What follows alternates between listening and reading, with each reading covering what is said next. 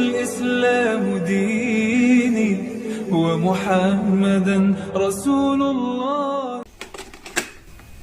Dulu zaman Nabi Muhammad SAW, orang yang paling mulia adalah Quraisy, paling tinggi Quraisy. Arab yang keturunan Nabi Ibrahim. Di bawah Quraisy yang Arab tapi bukan keturunan Nabi. Yang di bawah itu lagi adalah Ajam yang bukan Arab. Yang paling bawah sekali adalah yang berkulit hitam dari Afrika. Bilal bin Rabah, Miqdad bin Aswad, Najasyi. Ini yang paling rendah.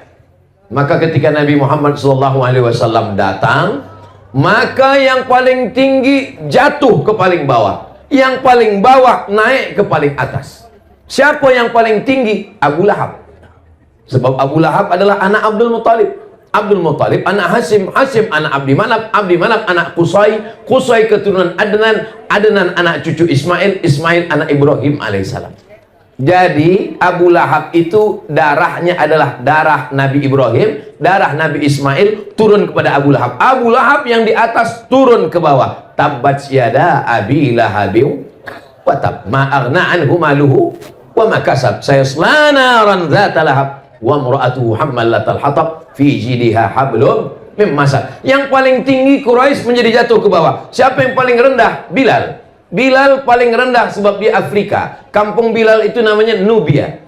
Ini Afrika, yang paling atas Mesir, di bawah Mesir Sudan. Di situ ada kampung namanya Nubia.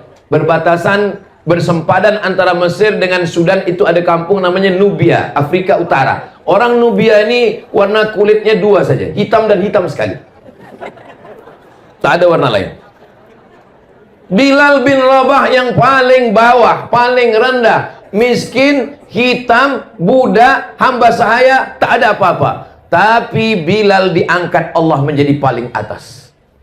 Bila Nabi mengangkat Bilal? Waktu Fathu Makkah, pembebasan kota Makkah, tahun 8 Hijrah, Nabi membersihkan Ka'bah. 360 patung berhala dari batu, dari besi, dari kaca, dari emas, dari perak, semuanya dihancurkan. Lalu kemudian tibalah masanya, siapa yang akan naik ke atas Ka'bah mengumandangkan azan.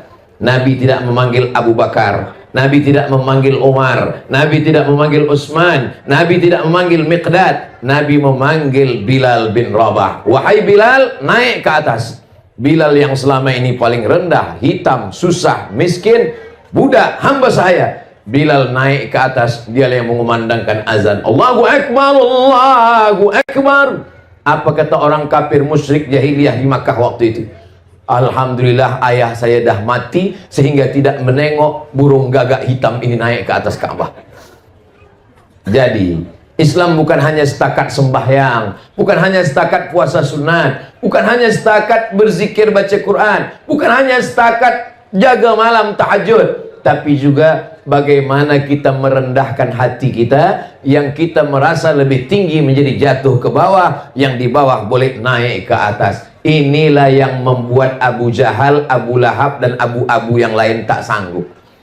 Karena mereka untuk duduk bersama dengan Bilal ini merasa berat. Bilal yang susah, Bilal yang hitam, Bilal yang budak kami. Kenapa kami boleh satu majlis dengan Bilal? Nabi Muhammad SAW ingin mengangkat darjah manusia. Manusia ini sama di hadapan Allah Subhanahu wa taala. La fadla bainal Arabi wal Ajam. Tak ada beza antara yang Arab dengan yang bukan Arab. Wala farqa bainal abyadi wal aswad. Tak ada beza antara yang putih dengan yang hitam. Kullukum min Adam. Semua kamu dari Adam. Wa Adam min turab. Dan Adam dari tanah. Dari tanah balik kepada tanah, akan dimakan cacing tanah, masuk ke lubang tanah. Maka kita tiada kemuliaan. Kita mulia karena asyhadu an la ilaha illallah wa asyhadu anna Muhammadan Rasulullah.